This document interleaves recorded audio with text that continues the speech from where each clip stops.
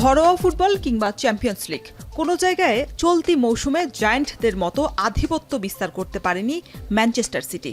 2024-25 মৌসুমে টানা পঞ্চমবারের মতো লিগ শিরোপা জয়ের হাতছানি থাকলেও শেষ পর্যন্ত হয়েছে তৃতীয়। বাজে মৌসুম কাটানো সিটিজেনদের জন্য ক্লাব বিশ্বকাপ আক্ষেপ কাটানোর মঞ্চ।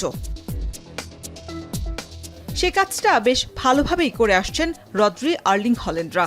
গ্রুপ পর্বের নিজেদের সবশেষ ম্যাচে ইতালির জায়ান্ট জুভেন্টাসকে অনেকটা তুলোধুনোই করলেন সিটিজেনরা। ব্যবধান 5-2। এই ম্যাচের জয়ে পূর্ণ মার্ক পেয়েই গ্রুপ চ্যাম্পিয়নের খেতাব নিয়ে শেষ 16র টিকিট কেটেছে ইংল্যান্ডের ক্লাবটি। তবে ম্যান সিটির ডাগআউট ছাড়াও গ্যালারিতে বসা দর্শকদের উল্লাসের আরও একটি কারণ আর্লিং হল্যান্ড। ক্লাব এবং দেশ মিলিয়ে মাত্র 24 বছর বয়সেই 300 গোল করার অনন্য এক রেকর্ড গড়েছেন এই হল্যান্ড। মাইল ফলকের এই দ্রুততায় তিনি পেছনে ফেলেছেন ক্রিশ্চিয়ানো রোনালদো, লিওনেল মেসি এবং কিলিয়ান এমবাপ্পেকে।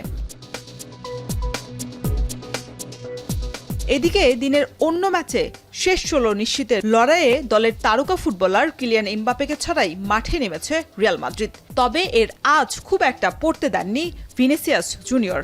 সঙ্গে জুড বেলিংহাম, ফেদ্রিকো আর গাঞ্জেলোর পারদর্শিতায় 3-0 ব্যবধানে নকআউট পর্বে উঠে রিয়াল মাদ্রিদ। 32 দলের টুর্নামেন্টের গ্রুপ পর্বে রিয়াল মাদ্রিদ আল হিলালের ড্রয়ের ম্যাচ যেমন উপভোগ করেছেন দর্শকরা, অন্যদিকে বায়ার্ন মিউনিক অকল্যান্ড সিটির 10-0 গোলের একপেশে ম্যাচও দেখেছেন ফুটবল ভক্তরা।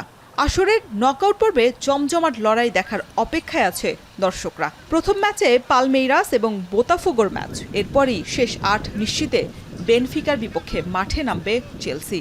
একই দিন সাবেক ক্লাব পিএসজির মুখোমুখি হবে ইন্টার মায়ামির তারকা ফুটবলার লিওনেল মেসি। জুলাইয়ের শুরুতে বর্তমান চ্যাম্পিয়নের প্রতিপক্ষ হয়ে মাঠে নামবে Saudi club Al Hilal. Inter মিলানও খেলবে একই দিনে ফ্লুমিনেন্সের বিপক্ষে। এর পরের দিনই আছে বিগ ম্যাচ জুভেন্টাস এবং রিয়াল মাদ্রিদের। আর শেষ 16 শেষ ম্যাচে হবে ডর্টমুন্ড এবং মন্টেরের মধ্যে। শরীফ রাউশন, এখন।